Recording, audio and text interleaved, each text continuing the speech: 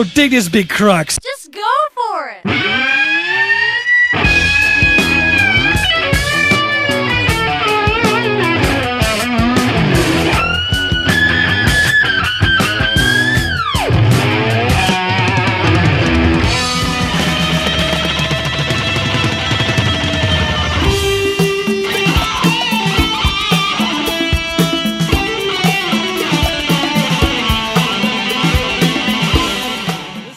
Hey everybody, welcome to The Dark Stuff. It's me, your buddy Dave. I'm the host here at the channel. I got a quick video for you. I swear I'm going to make it quick this time. I caught Mike Watt last night at the waiting room here in Omaha. Mike Watt, one of my all-time musical idols. I've been listening to the music from this man since probably about 1989 or 90 when I first started getting into punk rock and hearing about Mike Watt.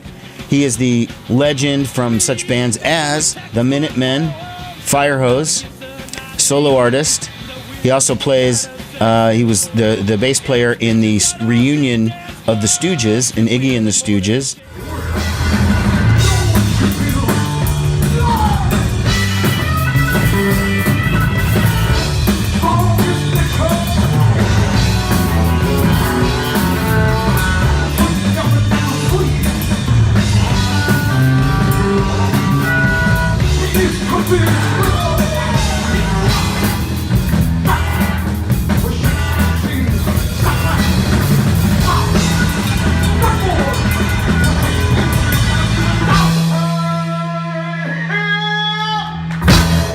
So did get to meet Watt briefly last night. I've spoken to him in the past before. He's very accessible. He's not some sort of distance rock star who it's really hard to talk to him. He always sells his own merchandise. He always is back there talking to fans. He's been that way ever since the fIREHOSE days when I first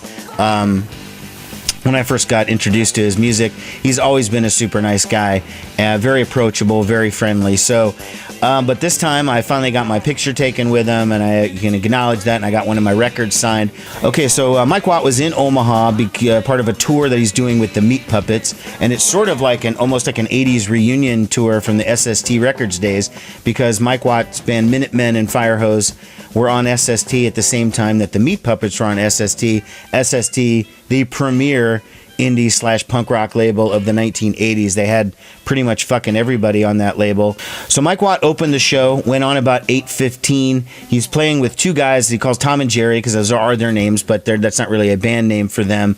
They did about an hour-long set that consisted almost entirely of Minutemen songs.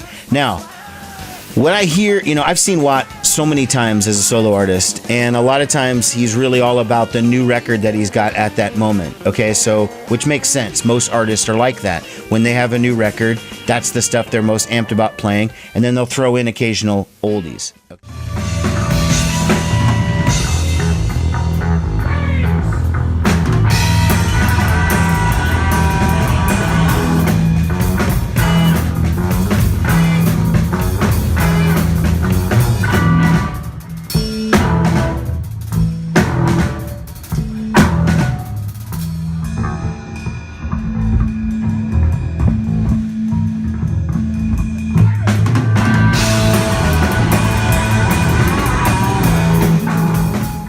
His music has always been a combination of punk, funk, jazz, classic rock, progressive rock, with a heavy dose of politics.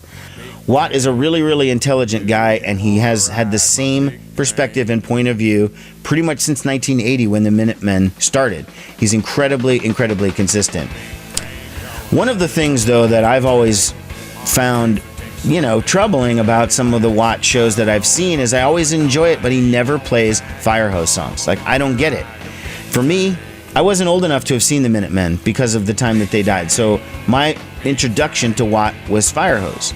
And I saw that band 10, 12 times in their career, as an opener. I saw them open for the Beastie Boys once. I saw them open for the Feelies. I saw them a ton of times as a headliner, club shows, theater shows, whatever. I saw them a bunch of times.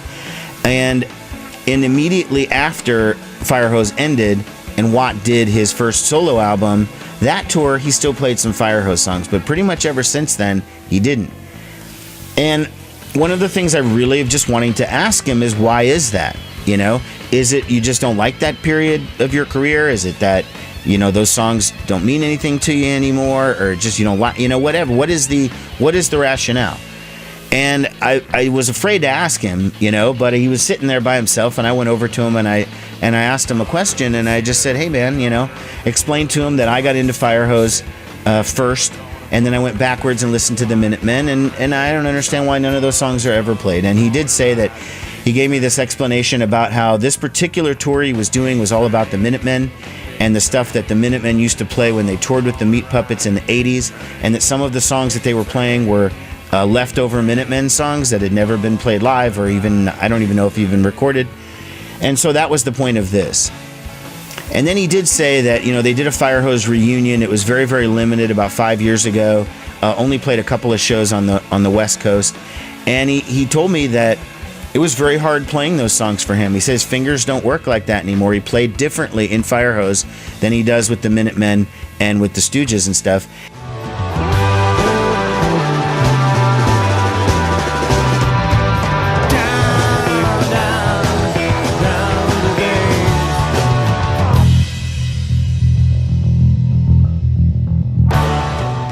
And he's just like, it was a lot harder than I remembered, and I had to relearn those songs. And so it wasn't a question of him not liking it or sort of putting a black line through that period of his career. It's just really, obviously, there's the sentimentality of the Minutemen, because that was attached to his best friend, D. Boone, who died. And then, of course, whatever he's working on now. And that period in the middle sometimes gets overlooked, because in all honesty, he doesn't really play stuff from his early solo albums either.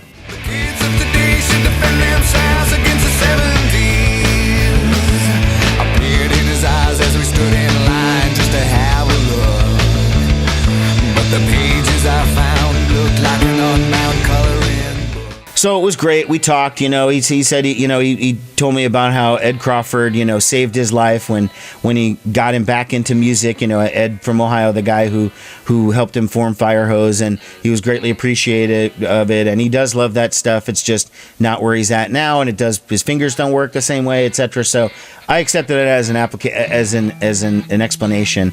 I was just always curious because I love that stuff. I did get Watt to sign my Ball Hogger Tugboat vinyl. There it is. Love and Bass, Mike Watt. Okay, this is his debut solo album. And this is the one that has all of these guest players on it, right?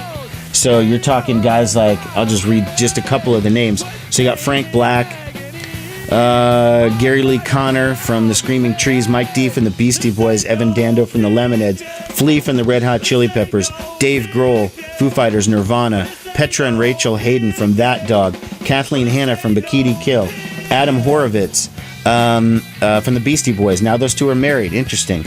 Chris Kirkwood and Kurt Kirkwood from the Meat Puppets, Mark Lanigan from the Screaming Trees, Jay Mascis from Dinosaur Jr., Coco Haley Gordon Moore, that's Thurston and Kim Gordon's kid. Thurston Moore's on it. Chris Novoselic from Nirvana. Stephen Perkins from Jane's Addiction. Dave Perner from Soul Asylum. Lee Ronaldo from Sonic Youth. Henry Rollins from Black Flag. Steve Shelley from Sonic Youth. Pat Smear from Nirvana and the Germs.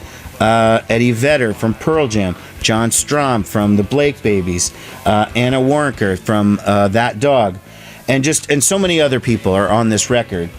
And it was, from a commercial perspective, probably Watt's biggest period, because the tour featured Dave Grohl and Eddie Vedder in his touring band. So that obviously brought out a lot of more mainstream people. He doesn't play stuff from that anymore either, really, or the albums that have come after that. Last night's set, like I said, was heavy on the Minutemen. Make certain that my head is connected to my body. Very jazz-oriented. It was almost like seeing like some type of avant-garde show. It was really, really good. You know, I don't know what else I can say for it. It was just fantastic. I just wanted to let everybody know and show a couple of clips here, and that's it. All right, take care, everybody.